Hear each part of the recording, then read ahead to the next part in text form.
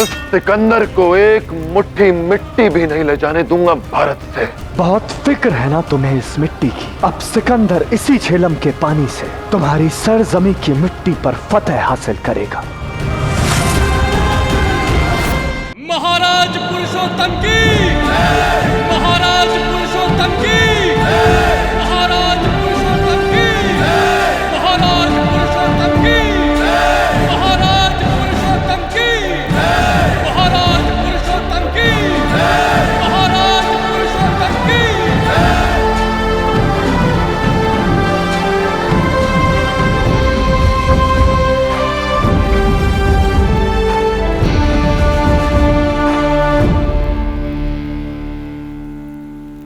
आज मैं पौरव राष्ट्र का राजा बना हूं और एक राजा से बड़ा रक्षक कोई नहीं होता।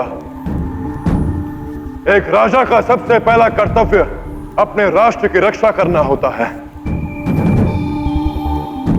उसकी सीमाओं को सुरक्षित रखना।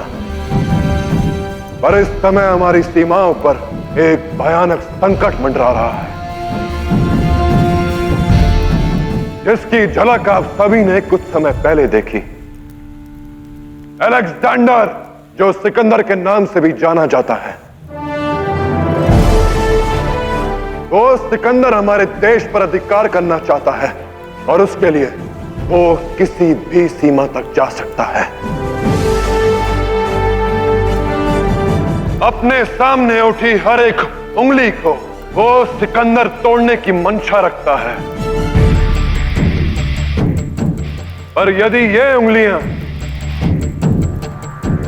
एक मुट्ठी बन जाए तो इस मुट्ठी को तोड़ने का बल उस अलेक्जेंडर में नहीं, उस सिकंदर के विरुद्ध हमें इस मुट्ठी के भांति बनना होगा, एकजुट होना होगा। और यदि हम अपने आपसी मतभेद बुलाकर एक हो गए तो यह मेरा वचन है आप सभी से कि वो सिकंदर एक तिनका भी नहीं ले जा पाएगा यहां से।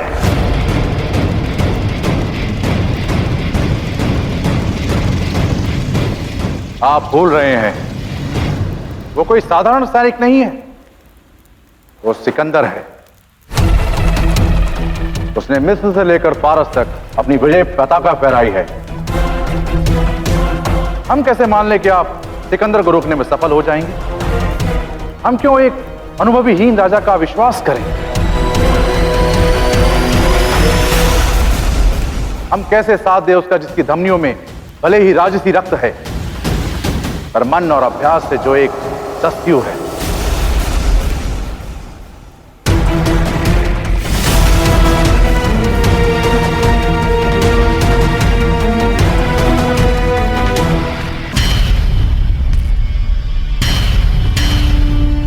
सही कहा आपने महाराज अम्बी साहब। मैं दस्युलोक में पला बड़ा, एक राजा होने का कोई अनुभव नहीं मुझे।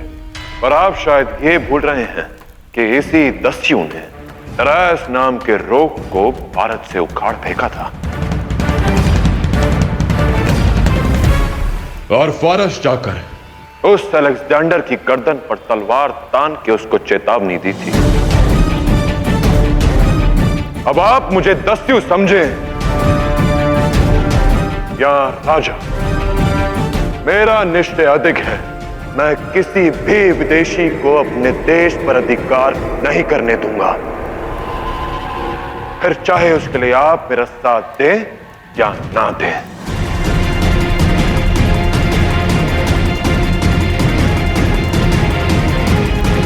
आप सभी वीर हैं, योद्धा हैं, बलवान हैं। यदि आप में से किसी को भी मेरे बल पर संदेह हो तो उसका संदेह मैं इसी क्षण दूर करने के लिए सच हूं।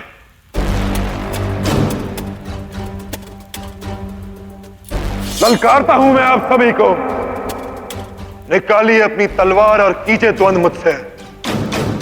यदि आप में से कोई भी जीता तो मैं बिना प्रश्न किए उसकी बात मान लूंगा, और यदि मैं विजयी हुआ तो आपको मेरा समर्थन करना होगा।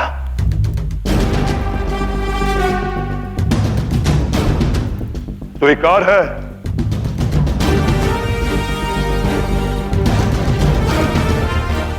एक और बात स्पष्ट कर देता हूं।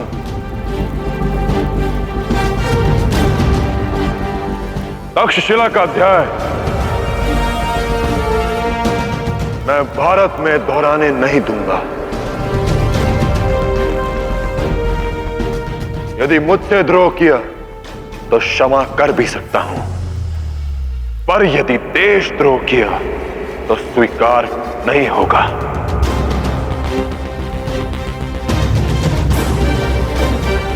या तो आप मेरा समर्थन करके अपने देश के प्रति अपना कर्तव्य निभाएं, या तो मैं आपसे युद्ध करके आपसे आपका राष्ट्र ले लूं। यहां उपस्थित किसी भी व्यक्ति को मैं अलेक्जेंडर से संधि नहीं करने दूंगा, जो मेरी मां के आंचल को छीनने आया है, छीनने आया है, छीनने आया है, छीनने आया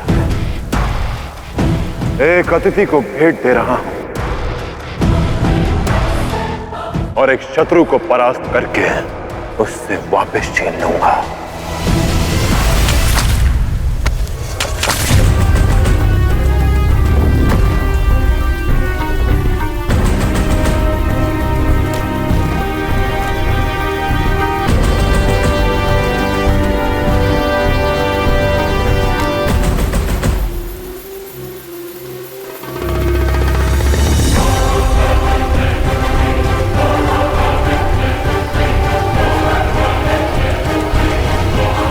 मेरी मातृभूमि पर कदम रखने का साहस भी किया तो मैं तुम्हारा भाग्य बदल दूंगा।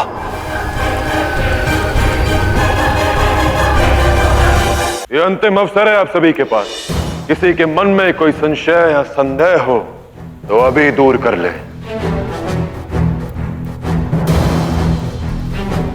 आपसी मतभेद स्वीकार है मुझे, परंतु इस बात को लेकर मनभेद कि वो अलेक्जेंडर हमारा शत्रु है, मुझे स्वीकार नहीं। आज के पश्चात हम आपस में नहीं, एकजुट होकर उस अलेक्जेंडर के विरुद्ध खड़े होंगे। तो बताइए, कौन कौन है मेरे साथ?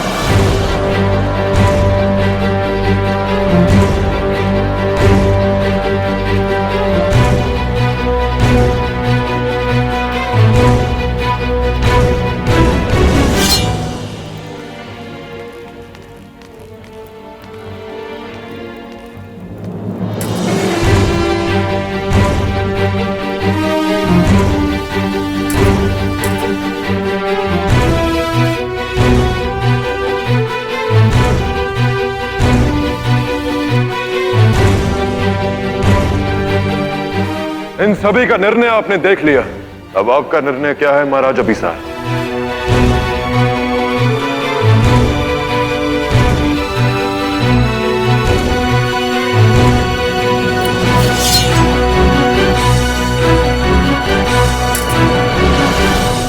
मैं आपका समर्थन करने को तैयार हूं, किंतु आप आग से खेलने जा रहे हैं।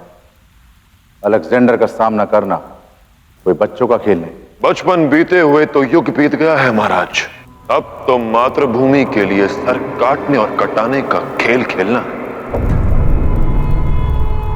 और रही बात उस आग की, तो मां झेलम के आशीर्वाद से उस सिकंदर नाम की आग को भी बुझा दूंगा मैं।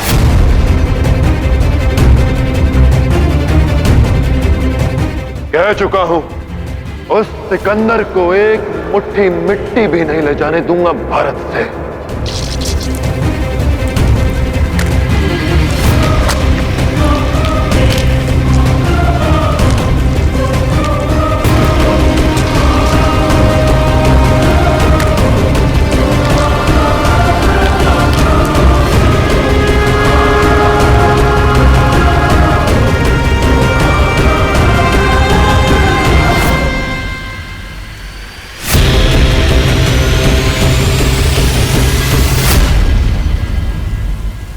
सूखी हुई बिखरी मिट्टी में यदि जल मिला दो तो वो एकजुट होकर एक आकार ले लेती है। हम सब भी उस सूखी मिट्टी की भांति हैं,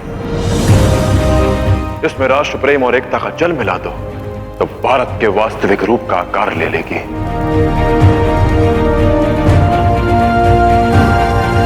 जो इतनी विशाल होगी कि उस अलेक्जेंडर की सेना हमारे सामने तिनके की भांति लगेगी।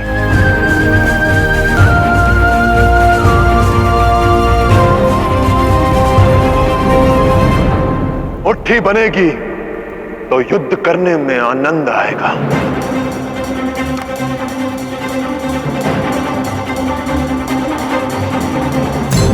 महाराज पुरुषोत्तम की जय।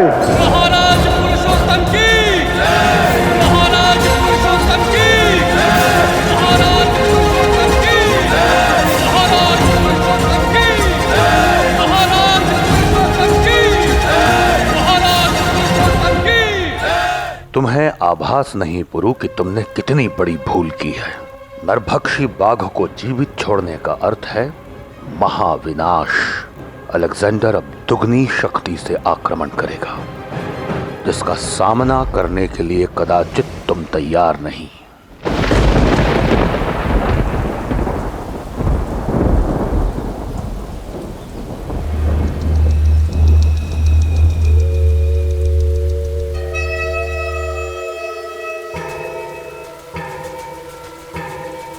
कोई भी कोशिश कर लो पोरस, पर बहुत बड़ी गलती की तुमने, जो मुझे सिकंदर को जिंदा छोड़ दिया। बहुत फक्र है ना तुम्हें झेलम के इस पानी पर, बहुत फिक्र है ना तुम्हें इस मिट्टी की। अब सिकंदर इसी झेलम के पानी से तुम्हारी सरजमी की मिट्टी पर फतेह हासिल करेगा।